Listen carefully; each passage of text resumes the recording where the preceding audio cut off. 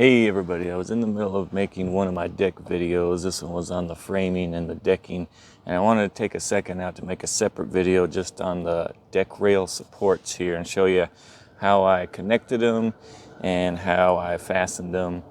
Let's go.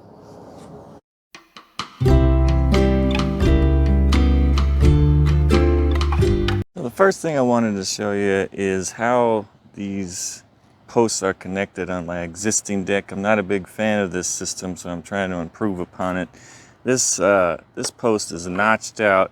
We barely have 1 inch of material here that hangs over and has all the connection. Looks like they put in some decking screws to hold it in place, and then they came through with some pretty good high quality structural screws here, some structural lag screws, and they put 3 of them in there. The problem is this rim board right here is the only thing it's attached to. It's not doubled up or anything.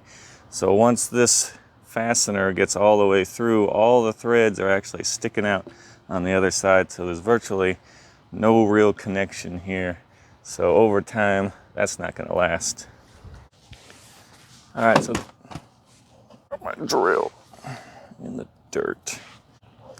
All right, so the first thing I did was I rounded over the edges of my posts with my palm router, just so it wouldn't have that sharp edge that you buy these things with.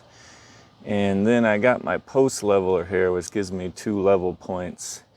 And once I held it level, I went ahead and put in 2 decking screws just to hold it. Now, decking screws, of course, as I've said a few times, they're not built to sustain any kind of weight, but they can be useful for holding things while you put the real fasteners in. Decking screws will break. So once the post is level and I put the decking screws in, I'm ready to start blocking around it. So for my blocking strategy, I've looked through a lot of stuff, and I decided to use a 4x4 cutoff here on this side and then another 2x8 block over here.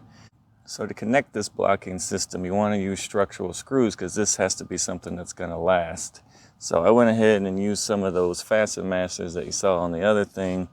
I don't know how long these are, like a good 4 inches long. I don't know if you need them quite this big, but you need them to go through your rim material well into your 4x4 post, and these definitely do the job. So these are structural, and I lagged 2 of those into the block here when I butted it up against the post. And you want to use the same things for this thing, for this block. You want to use either these kind of fasteners or some kind of structural fastener to connect this block also, and that will get you a rock solid connection, and this post won't go anywhere for a good 30 years. So as the final fail-safe, I went ahead and got a box of these 10-inch carriage bolts. These are hot dip galvanized, of course, which are rated for outside, and they are 1/2 inch diameter. And I put 2 of these on each one of my posts, and you have to buy a good length 1/2 inch drill bit for this, and cost me about $16, but definitely worth the money to get all the way through the material that you need to get through. So once I got the bolt through, I put 2 washers on and 2 nuts, which should hold nice and tight over time, and this should be a rock solid connection.